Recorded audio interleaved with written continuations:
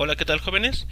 En esta sesión grabada vamos a continuar con el tema de cálculo de centro de masa, pero para distribuciones continuas de masa. Como indicamos en la sesión anterior, una distribución continua de masa la vamos a entender como un número muy grande de partículas, todas ellas tan parecidas que no las podemos identificar o numerar. No podemos decir qué partícula es cuál, ni tampoco ponerles una etiqueta para ir numerando una tras otra. Tan es así que también el problema de irlas identificando o ubicando a través de un vector de posición se vuelve un problema bastante complicado. Entonces, lo que se procede a realizar es considerar un elemento llamado elemento diferencial de masa, el cual va a estar tomado mediante una pequeña parte o porción de todo el cuerpo, de todo el objeto que queremos analizar. Y este único elemento se ubica con la ayuda de su vector de posición. Y bueno, ¿cómo se construye aquí la ubicación del centro de masa? Lo que se hace es tomar dicho elemento y comenzar a barrerlo por todo la superficie o el volumen del objeto del cual se está haciendo el análisis de la ubicación del centro de masa. Con este procedimiento, lo que estamos realizando desde un punto de vista de cálculo es evaluar estas integrales. Aquí tenemos tres integrales porque debemos recordar que en general el centro de masa puede estar ubicado a lo largo del eje X, a lo largo del eje Y o a lo largo del eje Z. Similar a lo que teníamos en el caso de distribuciones discretas de masa. Bien, entonces el día de hoy vamos a ver dos ejemplos muy concretos en los que vamos a determinar la ubicación del centro de masa para figuras geométricas simples. Y para ello, pues va a ser muy importante tener un control o un dominio más o menos de las integrales definidas. Bueno, aquí antes de pasar a los ejercicios tenemos que resolver un detalle. Y es que en estas integrales vemos que aparecen diferenciales de masa, es decir, diferenciales de materia. A nivel de cálculo o a nivel de ecuaciones, pues no causa mucho problema tener esos diferenciales aquí.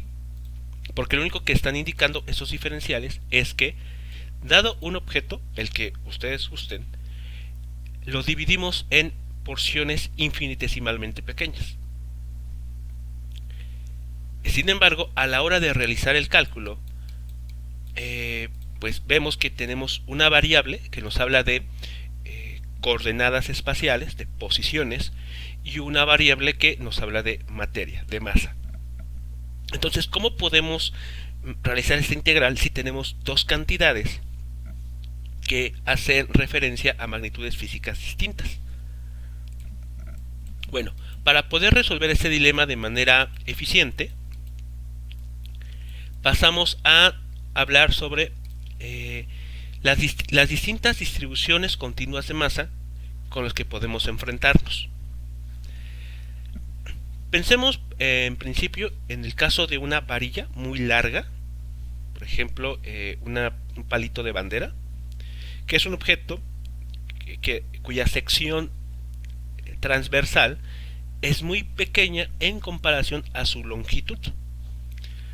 Bueno, en ese caso de lo que estamos hablando es de una distribución lineal de masa. ¿Qué queremos decir con esto?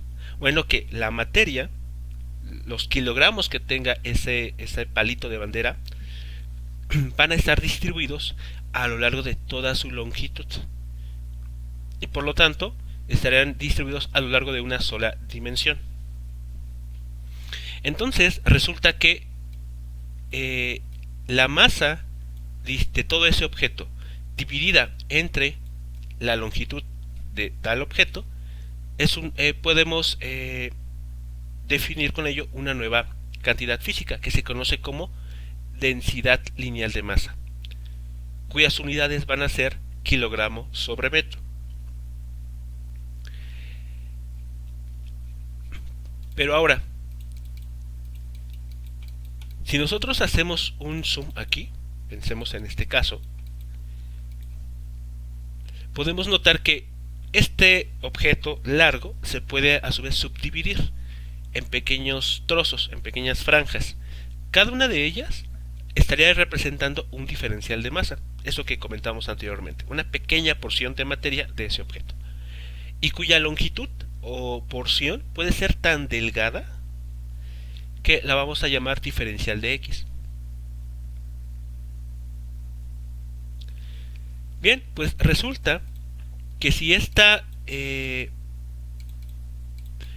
distribución de masa es homogénea, es decir, que está repartida equitativamente a lo largo de toda la longitud, el diferencial de masa entre el diferencial de X también lo podemos igualar a la densidad lineal de masa, a esta cantidad identificada con la letra lambda. Entonces, vean lo que tenemos aquí. Podemos pasar del diferencial de masa entre el diferencial de X a la masa total del objeto entre toda la longitud que tenga. Y cualquiera de las cantidades que utilicemos la podemos relacionar con la llamada densidad lineal de masa. Bueno, ¿qué pasa ahora si tenemos una cierta cantidad de materia, pero ahora en lugar de estar distribuida a lo largo de una sola dirección, a lo largo de un solo eje, está distribuida a lo largo de una superficie? Por ejemplo, una mesa. La mesa está conformada por una placa rectangular sobre la cual nos apoyamos. Bueno, esa placa rectangular, si tiene un grosor muy pequeño, delgada digamos, estaría representando una distribución superficial de masa, porque la materia está distribuida en una superficie, en un área. Bueno, sigma va a ser la letra que vamos a utilizar para este tipo de distribuciones. Sigma se conoce como densidad superficial de masa y se calcula tomando la cantidad de materia, los tantos kilogramos, entre una unidad de área, que puede ser metro cuadrado o centímetros cuadrados. Entonces, unidad de medida, por poner un ejemplo, puede ser kilogramos sobre metro cuadrado. Bueno, eso es tomando en cuenta todo el objeto en sí, pero algo similar a lo anterior es que podemos subdividir este objeto en múltiples pedacitos, en elementos diferenciales de masa, cada uno muy pequeño. Y a su vez, cada uno de estos elementos muy pequeños va a tener su correspondiente área. Así que este pequeño cuadrito en el que podemos estar dividiendo esta mesa va a tener un elemento diferencial de área. Bueno, pues nuevamente, si la materia está uniformemente distribuida a lo largo de toda esa superficie, resulta que el diferencial de masa entre el diferencial de área es exactamente igual a este cociente, masa total entre área total. Es decir, lo podemos igualar también a la densidad superficial de masa. Y finalmente, el último caso que podemos tener y que seguramente es el que ustedes recuerdan más, es la distribución volumétrica de masa. Porque esta distribución lo que hace es tomar una cierta cantidad de materia y dividirla entre todo el volumen que ocupa. Es lo que coloquialmente nosotros llamamos simplemente como densidad, la que se mide en kilogramos sobre metro cúbico. Así que esa cantidad, esa ρ que nosotros hemos trabajado tal vez en clases de química, no es otra cosa más que cuánta materia está distribuida en un cierto volumen. Bueno, resulta una vez más que este volumen para un determinado objeto puede subdividirse en cubitos muy pequeñitos. Cada uno de esos cubitos va a tener su propio diferencial de masa y por lo tanto su correspondiente volumen, que va a ser una cantidad muy muy pequeña. Bueno, si la masa está uniformemente distribuida en todo el volumen que ocupa este objeto, podemos hacer esta igualación, es decir, el elemento diferencial de masa muy pequeñito entre el elemento diferencial de volumen que ocupa es exactamente igual a dividir la masa total del objeto entre el volumen total que está ocupando. Y eso, a su vez, estos dos cocientes simplemente los podemos igualar a la llamada densidad volumétrica de masa.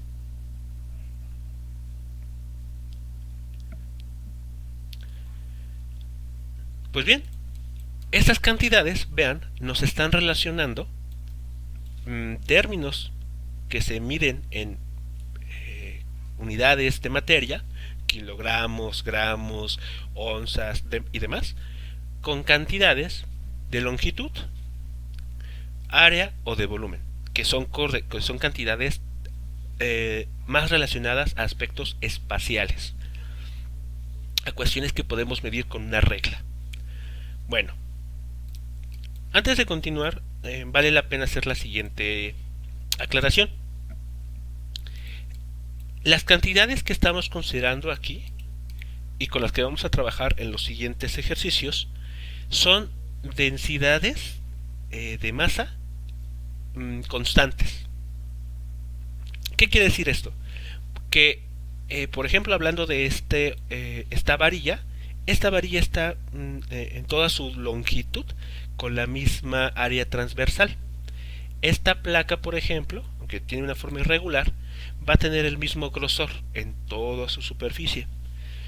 Y este volumen va a tener la distribución de masa de manera perfectamente repartida. Es decir, ninguno de estos tres objetos o tres situaciones va a tener mayor cantidad de materia en una región que otra.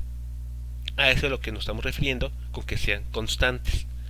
Un ejemplo bastante común de una distribución lineal de masa que no es constante es justamente lo que tenemos en un bat de béisbol.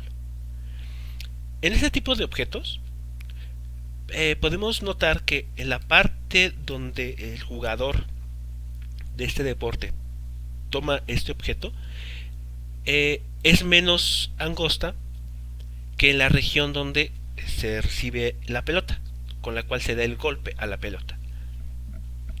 Entonces, en este caso, podemos decir que la cantidad de materia distribuida a lo largo de toda la longitud de este objeto no está uniformemente distribuida. Hay una región donde hay menor materia que en otra. Entonces, en este caso, la densidad lineal de masa es una función de x, porque si estamos muy cerca de este extremo, hay menos materia en comparación a si ubicamos un x en esta parte, en el extremo derecho. Así que bueno, eso vale la pena mencionarlo por si en algún momento ustedes se tienen que enfrentar a determinar centros de masa para estructuras u objetos en los que las densidades no sean homogéneas. Bien, vamos a comenzar entonces con nuestro primer ejercicio o ejemplo, el cual consiste en algo bastante simple, pero de mucha relevancia. En este caso nos piden demostrar que el centro de masa de una varilla uniforme de longitud L mayúscula y masa M mayúscula está en su centro. Tal vez esta parte le sea bastante común o incluso lógica. Si tenemos una varilla delgada cuya densidad lineal de masa es homogénea, es decir, no importa en qué punto de esa varilla nos fijemos, vamos a encontrar la misma materia en un punto que en otro. Entonces resulta lógico pensar que el centro de masa va a estar ubicado justo a la mitad. De hecho, es lo más común que suceda. Bueno, pero claramente si esta densidad no fuese homogénea, como en el caso de este objeto, pues no podemos asegurar que el centro de masa va a estar ubicado justo a la mitad. Si recordamos lo que vimos en el ejercicio de la sesión pasada, el centro de masa siempre va a tender a ubicarse más cerca de la región en la que hay mayor cantidad de materia almacenada o puesta junta. Entonces, en un bate de béisbol, lo que estaríamos encontrando al hacer las cuentas es que el centro de masa tiende a ubicarse más cerca de la región que se utiliza para dar el golpe a la pelota. Bueno, en el caso de una varilla uniforme de longitud L y masa M, resulta que su centro de masa va a estar justo a la mitad, es decir, en L sobre 2. Pero bueno, vamos a valernos del cálculo diferencial para demostrar que eso es cierto. Y bueno, ¿cómo le vamos a hacer? Pues aquí en la figura de la izquierda tenemos representada a lo largo del eje X esa varilla. La varilla es esta figura de color azul que está tendida a lo largo del eje X. Como vemos, tiene una longitud L. Vamos a elegir como origen de nuestro sistema coordenado el extremo izquierdo de esta varilla. Así que aquí empieza el X igual a 0 y este otro punto es X igual a L mayúscula, que es la longitud de la varilla. Bueno, del lado derecho tenemos exactamente la misma varilla, pero aquí estamos pensando en los elementos diferenciales que habíamos comentado. Es decir, estamos pensando en que esta varilla la podemos rebanar en rebanadas, valga la redundancia, muy finitas, realmente delgadas. Cada una de esas pequeñísimas rebanadas va a tener un elemento diferencial de masa y va a tener un grosor muy pequeño que vamos a llamar diferencial de X.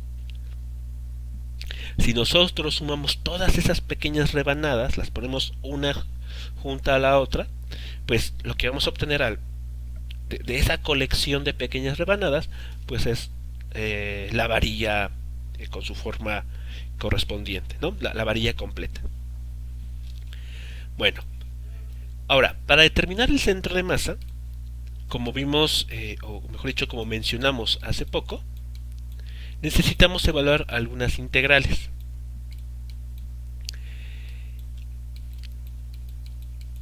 Las integrales que vamos a tener que evaluar, pues en principio van a ser estas tres. Pero como hemos tomado la varilla y la hemos colocado a lo largo del eje X, entonces para este primer ejercicio podemos prescindir de esta integral y de esta otra. Así que lo único que vamos a tratar de resolver ahora es esto que tenemos aquí. Tenemos que evaluar la integral x de m entre la integral del diferencial de masa.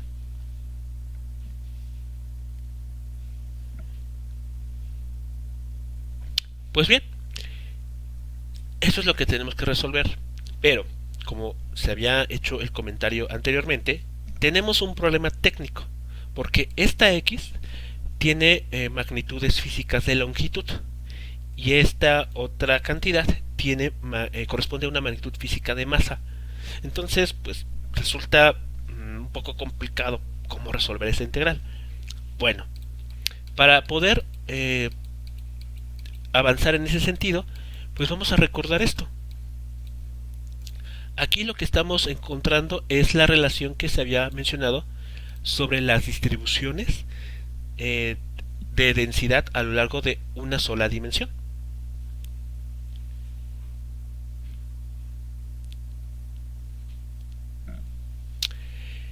Por ejemplo, habíamos comentado que tomando la cantidad de materia y dividiéndola entre toda la longitud que ocupa, en este caso, esta varilla, estamos calculando la llamada densidad lineal de masa. Pero esta densidad lineal de masa, este cociente, es exactamente igual para el caso de una densidad homogénea o uniforme a tomar el cociente del diferencial de masa entre el diferencial de longitud infinitesimal que tenemos aquí. Aquí está entonces.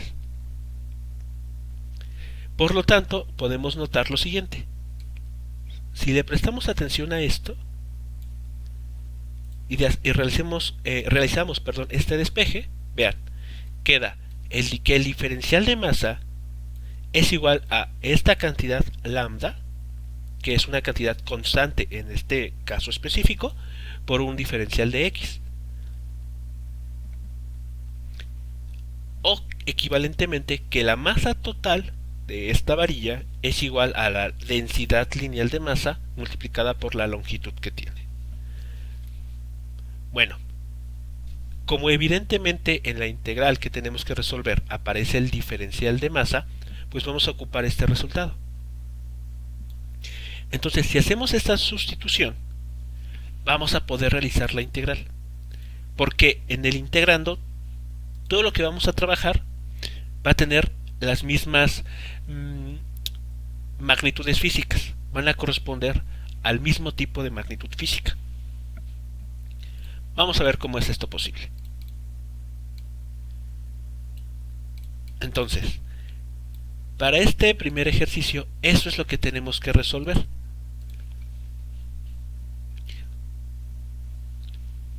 Solamente tenemos que evaluar esta integral x de m entre esta otra integral. Y después tomar el cociente de lo que encontremos aquí.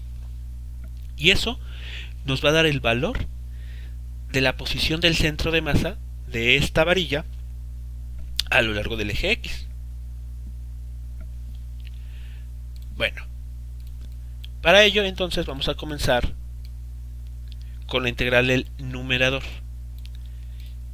Y aquí vamos a ver cómo es que este despeje nos va a ayudar a resolver la integral. Bueno, entonces tenemos lo siguiente. Queremos calcular el diferencial, la integral de x de m.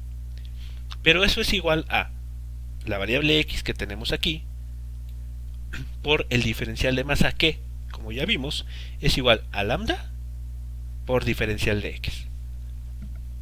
Entonces, vean, aquí podemos notar que esta variable sobre la cual vamos a estar integrando es justamente la que tenemos aquí. Así que esa integral perfectamente puede ser evaluada. Como lambda es constante, porque en esta varilla la masa está uniformemente distribuida, entonces lambda puede salir de la integral, como está sucediendo aquí. Y ahora, ¿qué pasa con los límites de integración? Bueno, pues esta integral tiene que evaluarse desde un x1 hasta un x2. ¿Pero quiénes son estos x1 y x2? Bueno, recordemos que esta x, este diferencial de x, tiene que estar dentro de la propia varilla. Así que esta rebanada, para empezar, se puede tomar justo en el extremo izquierdo de la varilla. Y ese punto corresponde a x igual a 0. Así que este es el valor de nuestra x1, justo en este extremo. Esta rebanada se puede ir moviendo hasta llegar a este otro extremo en la varilla. A esta rebanada la estamos ubicando en un x2 igual a la longitud de la varilla. Por esa razón entonces tenemos que los límites de integración en este cálculo van desde 0 hasta L, desde el extremo izquierdo de la varilla hasta el extremo derecho.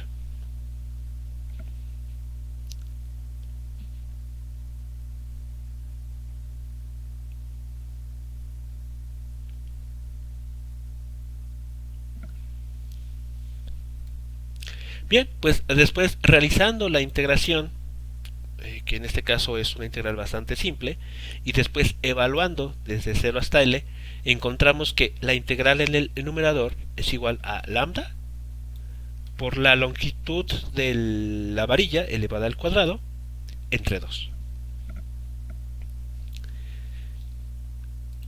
Bien, entonces ya tenemos la integral en el numerador, ya tenemos el resultado de este término.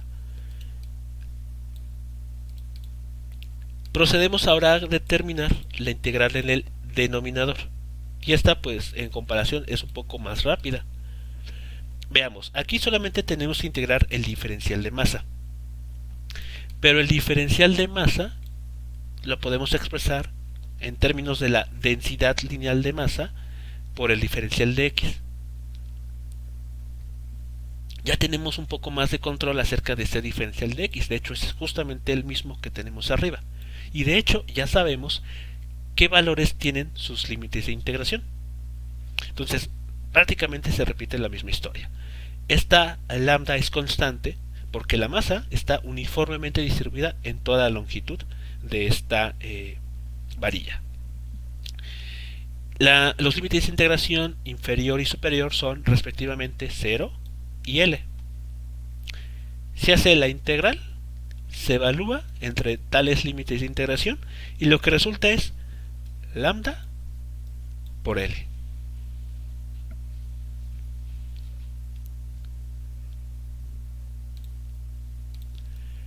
Pues bien, ya con estos resultados podemos notar que basta con hacer la división para conocer la ubicación del centro de masa de esta varilla a lo largo del eje X.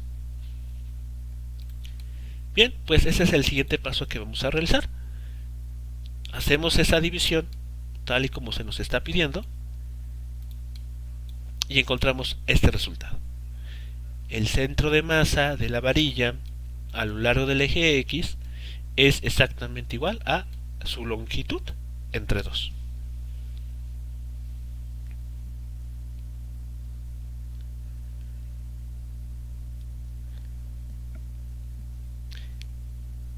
Y por lo tanto, pues hemos demostrado lo que el problema nos estaba pidiendo. Demostrar que la ubicación del centro de masa para una varilla homogénea de longitud L y masa M se encuentra exactamente a la mitad de esa varilla.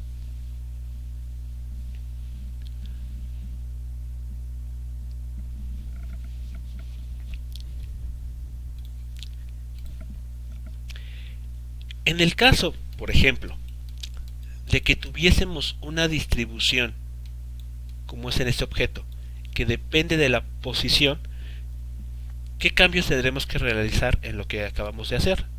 Bueno, pues el cambio más evidente es que en estas integrales que se evaluaron, lambda no podría salir tan cómodamente de la integral. Tendríamos que conocer la función de lambda en términos de x, sustituirla aquí y con esa función ya sustituida aquí realizar la integral. Si es, por ejemplo, una distribución de la x al cuadrado, pues entonces esa x cuadrada se multiplica por la x, que ya aparece como parte de la ecuación o de la fórmula, y después hacer la integral. De aquí, y en la integral que forma parte del denominador, que sería esta otra. Así que bueno, en estos casos el problema se hace bastante simple porque las densidades de masa las hemos asumido como constantes.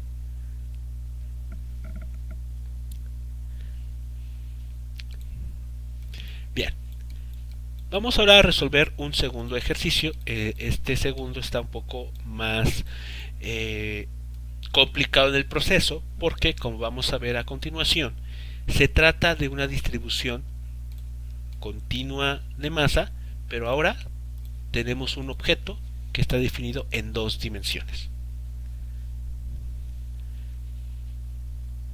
Bien, el problema dice lo siguiente: se le pide a usted colgar una señal metálica de un alambre vertical.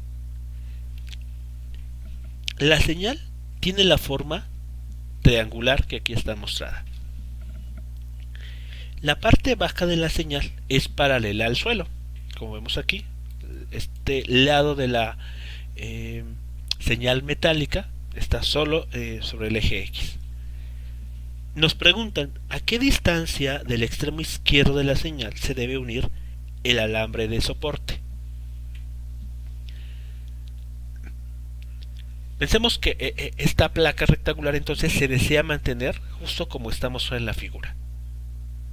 Entonces, esa alambre que va a estar soportando esa placa metálica no se puede colocar en cualquier lugar. Por ejemplo, si esta línea amarilla que representa el alambre de soporte se coloca muy cerca de este vértice, esta placa va a rotar, va a girar alrededor de este punto donde se colocaría el alambre, y por lo tanto, pues este lado no se mantendría paralelo al suelo. Por el contrario, si el alambre se colocara en este vértice, pues algo similar sucedería. Ahora la placa metálica rotaría en este sentido, y este lado pues ya no estaría paralelo al suelo. Entonces, implícitamente lo que tenemos que determinar aquí es la ubicación del centro de masa de esta placa rectangular a lo largo del eje X. Con eso, por ejemplo, si estuviese aquí, garantizaríamos que la materia está perfectamente distribuida respecto al centro de masa, y entonces este objeto mantendría esa posición respecto al eje X justo como se desea, o sea, con este lado paralelo al suelo. Bien, entonces en este caso, ¿cómo tenemos que analizar el problema? Bueno, tenemos que tomar aquí muy en cuenta que la placa ya no es una distribución de masa en una sola dimensión, sino que está ubicada o distribuida en este caso a lo largo del eje X y a lo largo del eje Y, de tal manera que se forma un triángulo. Entonces, lo que tenemos que considerar es lo siguiente.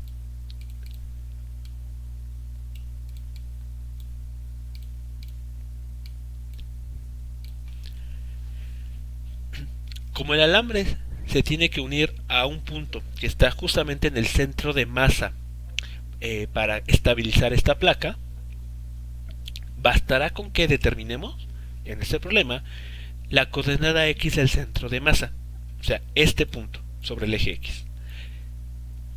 Bueno, como mencionaba, en este caso se trata de un objeto con un valor de área A mayúscula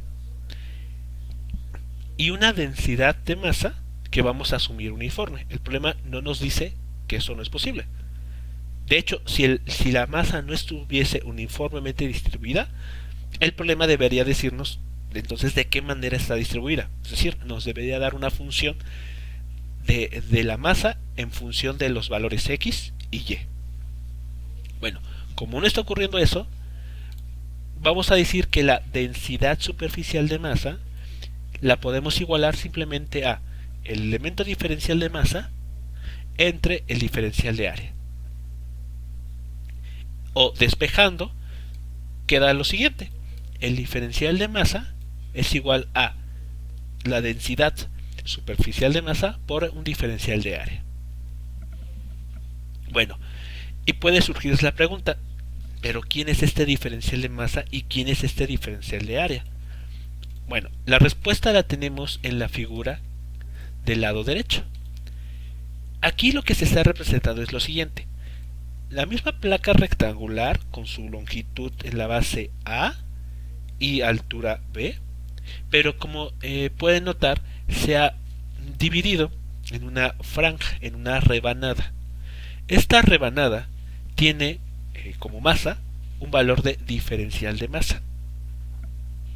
Así como los pasó con la varilla del problema pasado, aquí también esta pequeña franja representa un elemento diferencial de materia. Pero este rectángulo en el que hemos aquí tomado tiene un área. La base, como pueden notar, es un diferencial de X, mientras que la altura pues la vamos a denotar simplemente como Y. Así que el área que está aquí representada mediante este rectángulo es justamente el área de A que tenemos aquí. Bien, pues hasta ese momento es lo único que hemos hecho.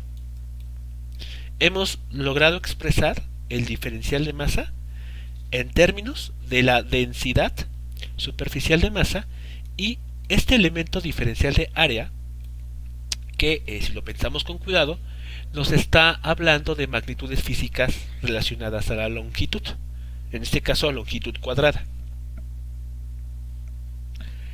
Bueno, siguiendo con nuestro procedimiento, recordemos que lo que hay que evaluar para determinar la ubicación del centro de masa a lo largo del eje X consiste en evaluar estas dos integrales: la integral de x de m entre la integral de dm.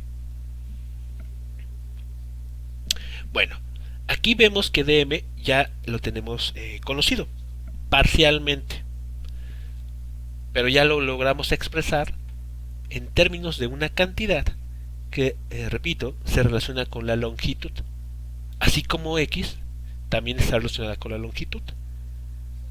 Así que si logramos hacer la sustitución de este dm en estas ecuaciones por este valor, entonces la integral que vamos a resolver en cada caso tendría perfectamente las unidades del mismo tipo, todas ellas en el integrando de magnitudes físicas relacionadas con longitudes. Bueno, entonces vamos a proceder a hacer ese paso. Por ejemplo, vamos a comenzar con la integral en el numerador. La integral en el numerador, vean, se escribe como x diferencial de masa. Pero el diferencial de masa, por lo que vimos hace unos momentos, es igual a sigma por el diferencial de área. Sigma dijimos que la vamos a asumir uniforme. O sea que no importa en qué parte de la placa nos encontremos, siempre vamos a estar midiendo la misma densidad de materia. O sea, el cociente de masa entre unidad de área. Bueno, entonces, por lo anterior, este sigma sale de la integral. Es un valor constante en todo caso. Entonces, lo que queda por hacer es esto. Hay que integrar x por diferencial de área. Pero bueno, ahora nos tenemos que enfrentar a esta parte. Este diferencial de área, ¿cómo lo encontramos? Ya dijimos hace unos momentos que ese diferencial de área está representado por este rectángulo de color rojo aquí incrustado. Pero si nosotros queremos evaluar esta integral de manera correcta, pues este elemento diferencial de área lo tenemos que relacionar con la variable x.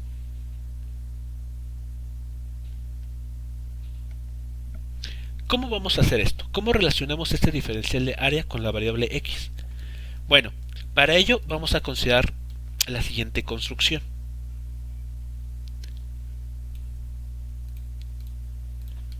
Nótese lo que está sucediendo aquí. Para poder determinar una ecuación para ese elemento diferencial de área, vamos a tomar en cuenta que este rectángulo que hemos construido tiene un área asociada, y el área asociada pues se encuentra de manera fácil multiplicando la base por la altura. Entonces vean que este diferencial de área es simplemente igual a la longitud o la altura de ese rectángulo multiplicada por el elemento diferencial de longitud llamado dx. Así que ya está. Este diferencial que aquí aparece ya se está relacionando con la variable x, justo como lo que necesitamos para poder hacer la integral. Sin embargo, aún tenemos un problema, porque resulta que este diferencial de área va a depender del lugar en el que elijamos nosotros construir ese rectángulo. Por ejemplo, ¿qué pasa si este rectángulo, en lugar de construirlo en esta parte, lo tomamos muy cerca de este vértice, del vértice izquierdo? Pues podemos ver que aunque el ancho puede ser exactamente dx, la altura va a tener un menor valor comparada con este rectángulo. Entonces vemos que esta y pues está realmente relacionada con la posición en la que elijamos dónde dibujar ese rectángulo. ¿Qué pasa si ahora nos movemos más hacia el extremo de la derecha? Bueno, pues en ese caso el rectángulo puede tener la misma base, pero la altura ahora va a ser mayor.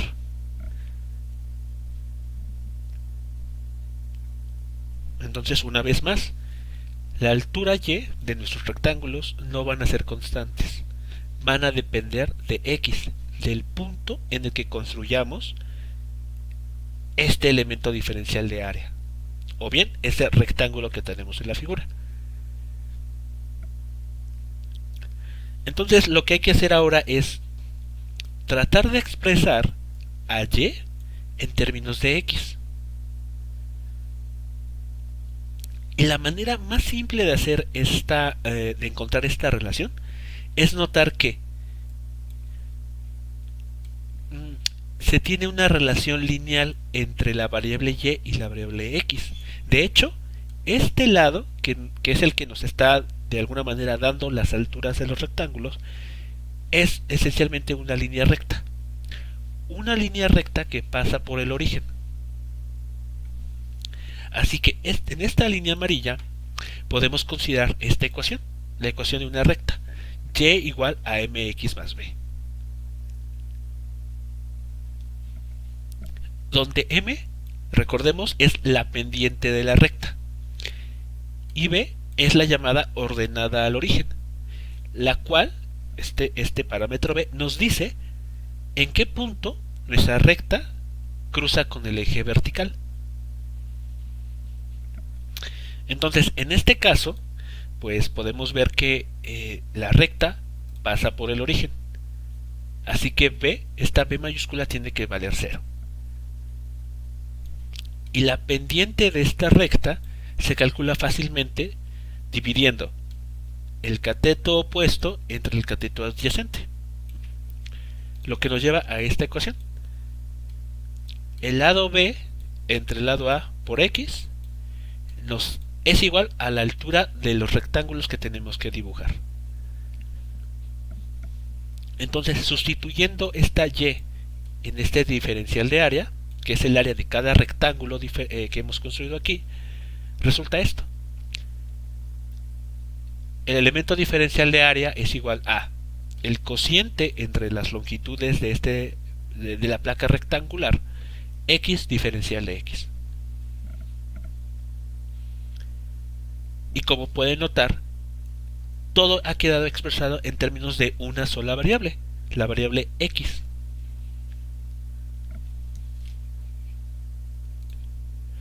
Entonces, pues ya podemos seguir avanzando, porque en esta integral podemos sustituir esto que acabamos de encontrar y que se muestra en la esquina inferior derecha, donde absolutamente todas las cantidades están en términos de la misma variable.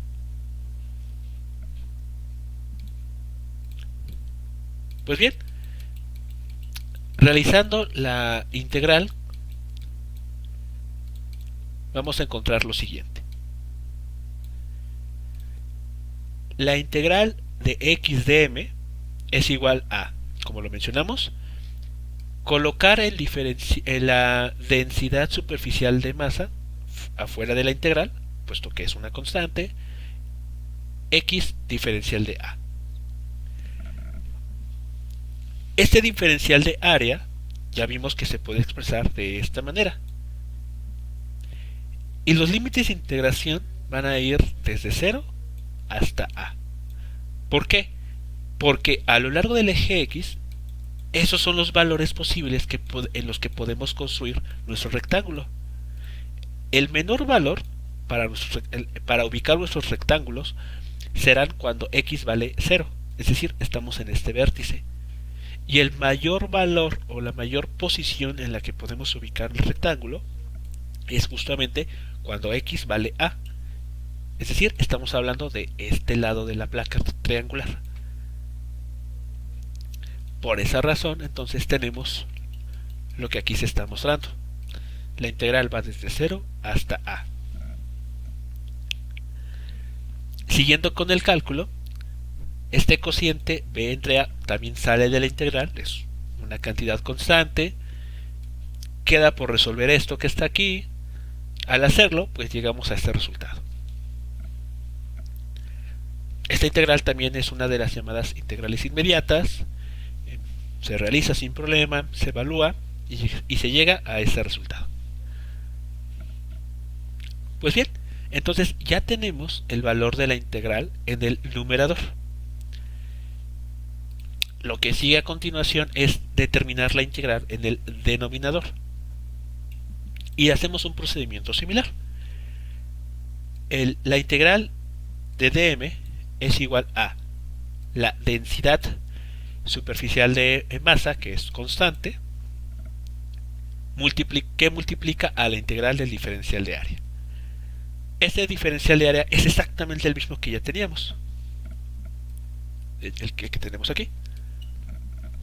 Bueno, pues lo sustituimos, sacamos de la integral los términos que son constantes, se aplica la fórmula o la integral que corresponde, y después se evalúa entre el límite superior y el inferior.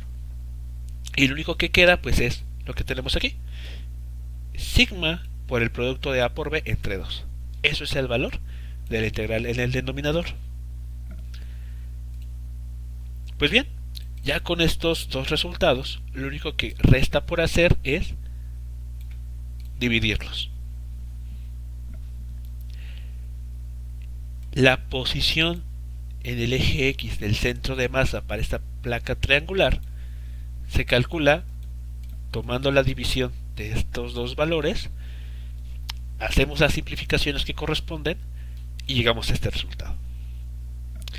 El centro de masa se ubica a una distancia de 2/3 del valor de A. Entonces, para que esa placa triangular permanezca en la posición deseada, el alambre tiene que ubicarse un poco más allá de la mitad de la base en esta posición. De esta manera, pues tenemos lo que el problema nos está pidiendo: que esa placa triangular permanezca perfectamente equilibrada.